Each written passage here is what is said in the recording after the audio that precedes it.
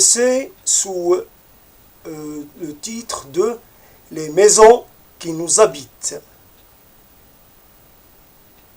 Les maisons nous habitent. Nous habitons des maisons. Nous sommes les demeurants. Nous demeurons quelque part dans une maison. Nous appartenons à une maison.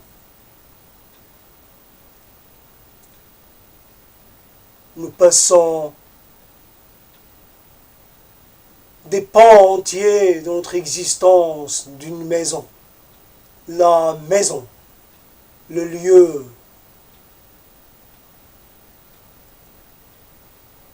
de nos premiers émois,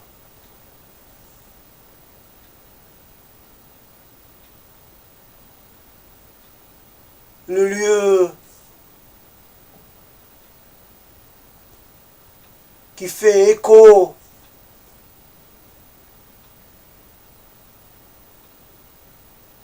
à nos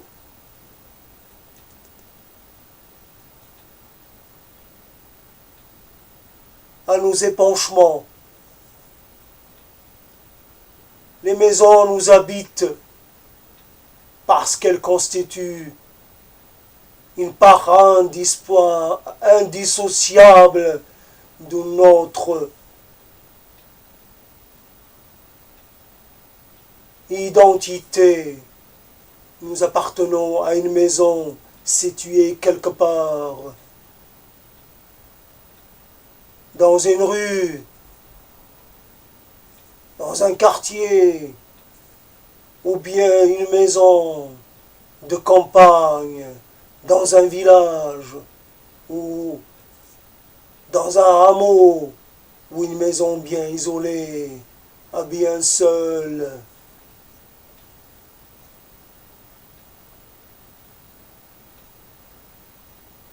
Les maisons nous abritent, nous offrent la sécurité de leurs murs. Les maisons sont stables, sont la personnification de l'impermanent, du permanent. Les maisons sont solides. On peut compter sur elles pour nous protéger.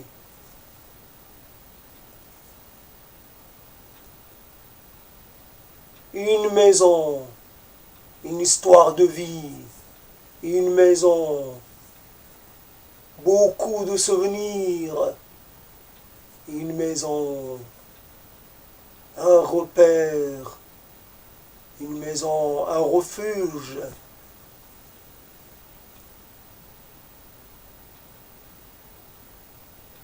Nous perdons le lien avec les maisons de nos enfances, nos premières maisons.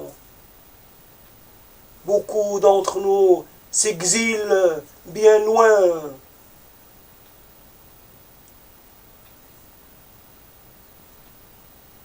Et cela nous fait mal. Nous avons mal à nos maisons oubliées, à nos demeures éloignées.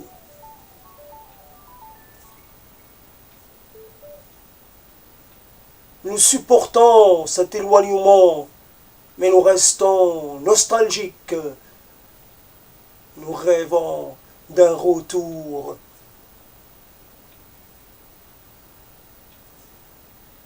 Nous rêvons de cette régression. Nous aimons régresser vers nos premières maisons, nos premiers foyers.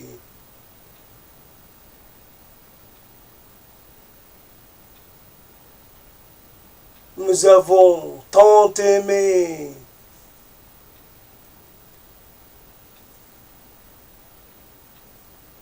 Leur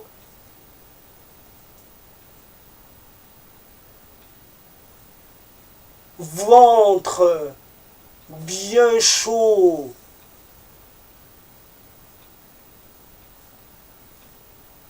La maison nous a nourris, nous a abrités. Combien de moments délicieux nous y avons passés. Délicieux, ô combien délicieux sont ces moments premiers. Les moments premiers. Donne-moi la main, donne-moi ta main, laisse-moi t'emmener visiter la maison, ma maison. Le lieu où j'ai ri pour la première fois, pleuré aussi. Il y avait ma mère, tellement jeune, tellement vaillante. Il y avait mon père, un peu sévère. La maison.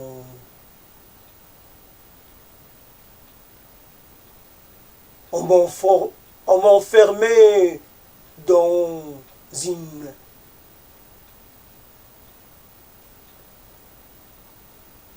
On m'enfermait de peur que je m'échappe, que je ne me fasse mal. Il y avait aussi mon arrière-grand-mère. Arrière-grand-mère. Elle est partie depuis tellement longtemps. Mais je me souviens encore, elle me tenait dans ses bras. Mon arrière-grand-mère. C'est là qu'est ma maison, ma première maison. C'est là où j'ai rampé. Et là où j'étais tout près de ma mère. Avant qu'on change de maison. La deuxième maison, je l'ai aimée aussi. Mais j'ai gardé une profonde nostalgie pour cette première maison. Laisse-moi te montrer mes dessins sur le mur, mes graffitis, mes gribouillis. Laisse-moi te montrer combien j'étais petit, combien j'étais timide, combien j'étais peureux. Ce temps béni de l'enfance, où tout était possible. Je n'avais pas peur de l'avenir. Je ne m'angoissais pas pour ma place en société. Rien. J'étais heureux juste parce qu'il y avait ma mère. Et que j'étais...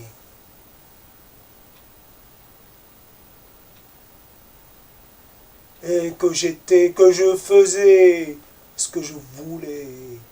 J'étais libre parce que j'avais pas peur du lendemain et je n'avais pas de nostalgie. Je ne connaissais pas le passé. Je demeurais dans l'instant, je vivais l'instant, j'étais heureux d'être un enfant. Ma maison, première maison, elle est en ruine. Ses plafonds se sont effondrés. Son sol s'est effondré. Ses murs tiennent encore. Mais pour combien de temps? Nous avons tous ces premières maisons, avec parfois un arbre dans la cour, un arbre, compagnon de jeu. Il nous reste en mémoire les vestiges de notre première cabane.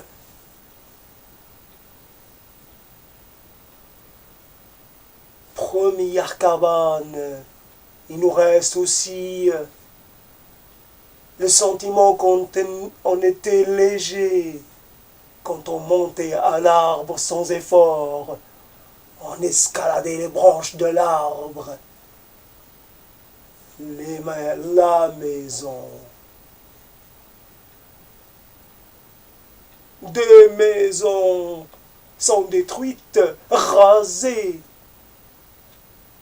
effacées.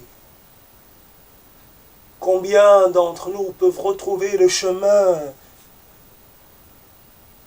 vers leur première maison? Combien encore peuvent dire qu'il est toujours là, cette maison, qu'elle est habitée par d'autres personnes, mais que c'est toujours la même maison, que la couleur des fenêtres n'a pas changé, que l'arbre est toujours là, et qu'il y a même un second arbre,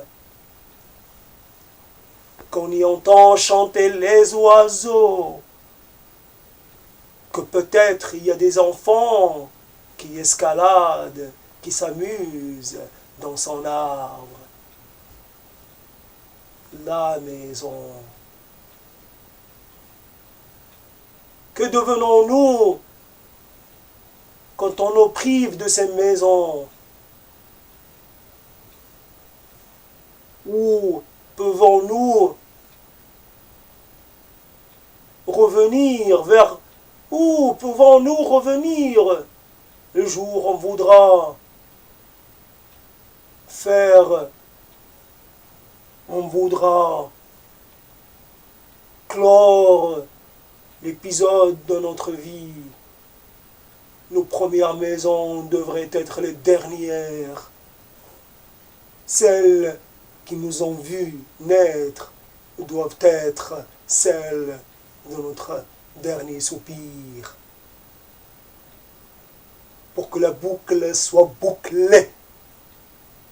Pour que les choses aient un sens. Pour que le rythme de la vie soit maintenu.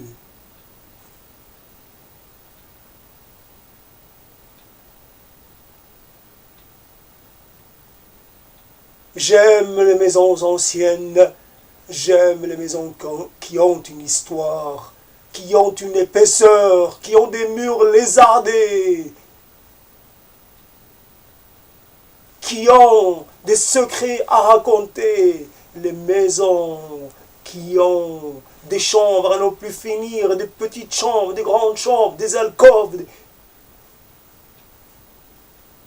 des lieux pour se cacher, des maisons pour y jouer à cache-cache avec soi-même, des maisons pour se perdre, des maisons pour rencontrer les fantômes, les esprits, les revenants, des maisons qui font peur, des maisons qui font frissonner, des maisons qui font se souvenir des choses qu'on n'a pas vécues, des choses qu'on imagine juste pour le plaisir. On imagine des gens, de la vie, des disputes, des cris. On imagine des nuits tranquilles, avec juste le bruit des grillons, avec le vent qui fait bouger les volets. On imagine les habitants manger des fruits de saison, beaux fruits bien juteux. On imagine les saisons passées, l'hiver et le feu dans la cheminée. On imagine des soupes bien épaisses, des soupes, de belles soupes de toutes les couleurs. Une soupe au potiron, faite par la grand-mère, cuite pendant des heures. Cette soupe qui vous nourrit, cette soupe qui vous revigore, cette soupe qui vous fait pousser des cris de soulagement. Ah, la maison, le lieu de la rencontre avec soi-même, le lieu de l'histoire personnelle, le lieu de la filiation, le lieu de l'appartenance, le lieu de la domiciliation, domos. Le foyer, un foyer permanent. Je ne voudrais qu'un foyer, pas des multiples, un foyer pour tous mes besoins, un foyer vers lequel je ne cesserai jamais de me pencher. Ces maisons qui nous habitent, qui racontent nos petites et grandes victoires, qui racontent nos joies et nos déceptions. Une maison, comme on dit, c'est les murs, pouvaient parler, elles raconteraient tellement de choses, des choses qui ne quittent pas l'abri des quatre murs. Nous murmurons plein de choses au milieu de nos maisons. Nos esprits fourmillent de mille choses. Et cela est dans nos murs, dans nos maisons. Nous imaginons des mondes. Nous imaginons des univers. Et c'est dans nos maisons qui restent confinés. Les murs ne parlent pas pour nous. Ils gardent jalousement nos secrets. Ils absorbent tout. Ils nous laissent privés.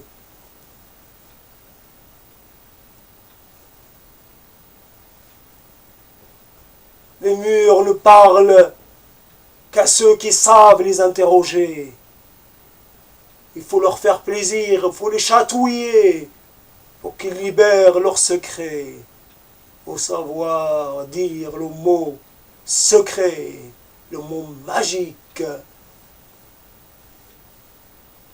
Et alors, s'ouvre pour vous l'accès aux mondes interdits, des souvenirs anciens, des rêves oubliés, périmés même. Vous avez accès à tout, à ce trésor.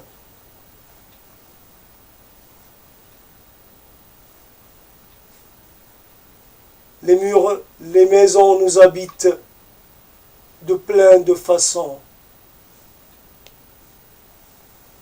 Nous avons besoin d'habiter quelque part. Nous avons besoin d'être de quelque part. Nous avons besoin de revenir quelque part. Même quand on part, on a besoin de revenir vers nos lieux d'origine.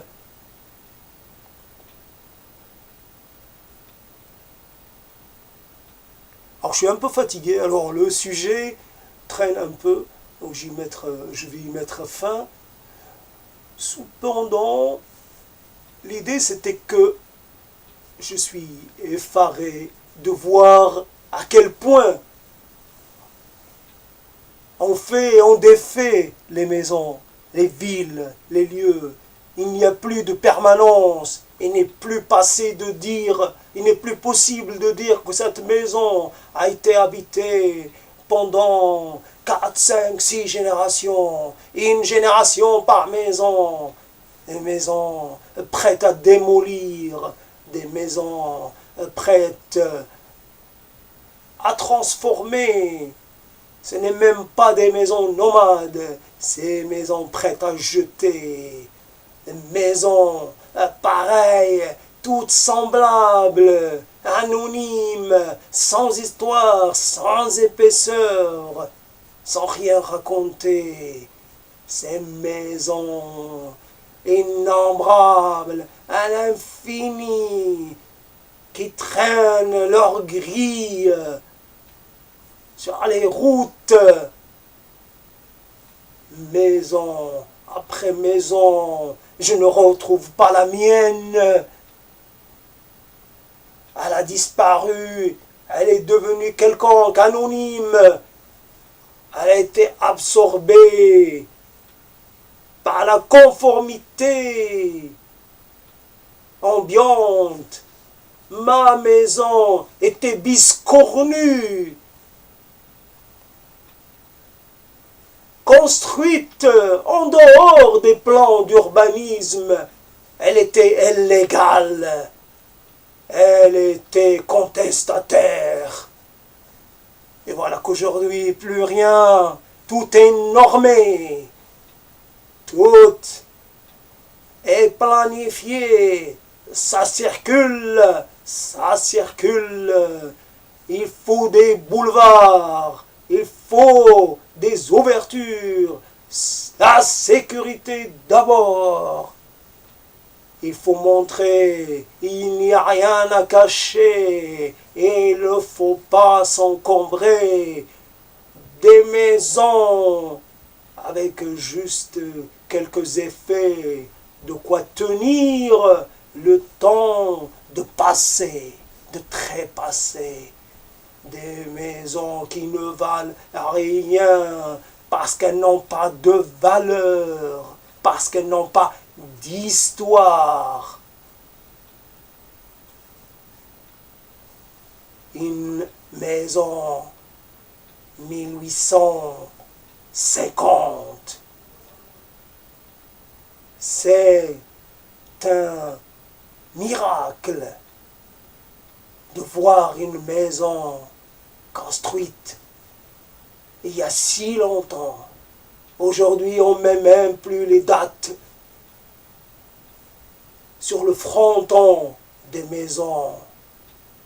Il n'est plus nécessaire. Elles n'ont pas de date, vraiment de date de naissance, ni de décès. On s'en fiche. Parce qu'elles ne sont pas durables. Elles sont juste provisoires.